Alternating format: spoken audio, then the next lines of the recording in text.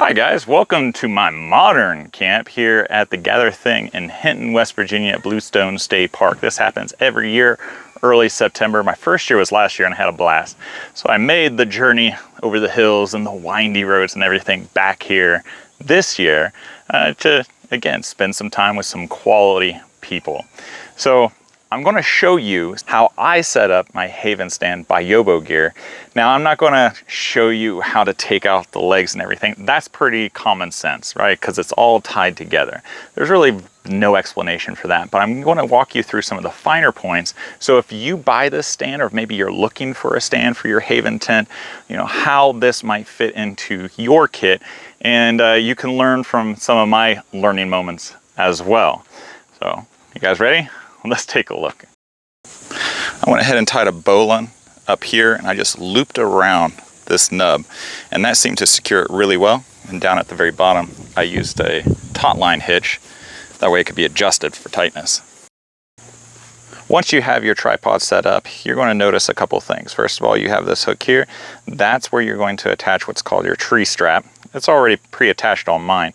I just had to move the strap over the hook itself because it might have got moved in shipment or something else.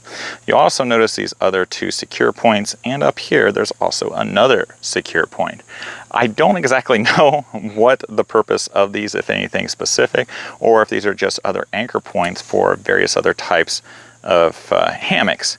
But I played around with using the poles that I used to extend the fly over top, and I put it in this hole here because it's the only one that fits, and that is not a very practical purpose. So if you were thinking about doing the same, maybe you can, but I didn't find it was very useful at all whatsoever. Your Haven kit comes with these little wires here with what looks like little mushrooms at the top of each wire, and they connect to your leg here. It's kind of a keyhole shape right there, so you can go in at a side, and that locks down below and up top. So your other secure point that connects to your fly for your ridge pole can go up top, and this one can connect to the other leg over there. On Derek's video, he mentions that you use this on slippery ground. Now, certainly you want to use it on slippery ground. I found even last night this would have helped with the rocking back and forth. And as you can see, I have it secured with a line there just to help it from rocking back and forth as well. Along the ridge poles, you have these holes that are toward the end, and that's where you go ahead and you put in your other poles that can kind of connect and snap together. And you feed it about halfway through, like so, and you repeat it on the other side. Your kit's going to come with 4 of these lines. On one end, you have one of those little metal mushroom type ends.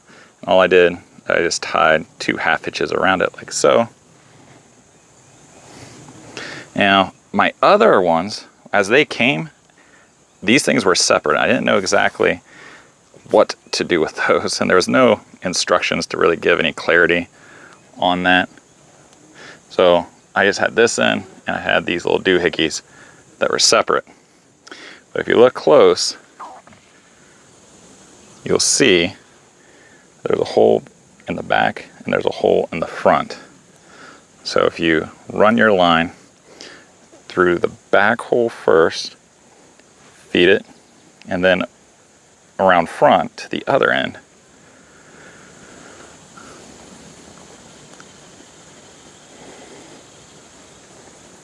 now you have yourself a friction stop, like so. Here's a visual of how I connected it. There's probably other methods. Maybe you could even use this little tie here instead of the eyelet. I just find that the eyelet was pretty practical. But I put the secure point here over that little dot. And then the eyelet itself, I just kind of loop over like so. So if the wind does kick up, then this could easily free up instead of the other way. Now, if you put the eyelet over top of this, it's just going to slide down the pole here, losing the effectiveness of the overall fly. Now, for the sake of this video, I'm doing it on the opposite side than the one I was just on. But as you can see, I had to push in the leg just a little bit to ease off the tension. So now this is freely movable. So then I can plug that in towards the top and then spread the leg back out to secure it. And there you go. That's how you set up the fly using the stand by Haven, made by Yobo Gear. For my first night, after I got everything tweaked and everything, it was pretty sweet, honestly. When I tried it at home and I set it up and I was working out all of the tweaks, I just couldn't get it right. It seemed like I had one end, which is your head on a Haven tent. You want it to have a little bit higher than your feet. I pretty much had the head all the way to the top, putting a lot of strain on the pole, which you don't want. And I had this one laid pretty far down. And when I got in it, it just didn't feel like it was laying flat. And that was on a flat surface. So I had to contact Derek Tillotson, who, made this, and it's his company. And I had to ask him for some suggestions because I love my Haven. Like, this is by far one of my most favorite and valued pieces of gear. I get such good sleep from it that I was really hoping that this works. So when I'm out in either my backyard or in a place like I am right now, and there are no trees, and I still want to get my good night's sleep, that I can use this. And Derek gave me a couple suggestions. First of all, he said, lay on ground that isn't necessarily flat, which that's always an option, especially, I'm in West Virginia right now. This is probably the flattest part in West Virginia. And also in Ohio, in the Appalachian region, we don't have it oftentimes quite exactly flat, but here, this is pretty perfect. So his suggestion would work for most of my scenarios.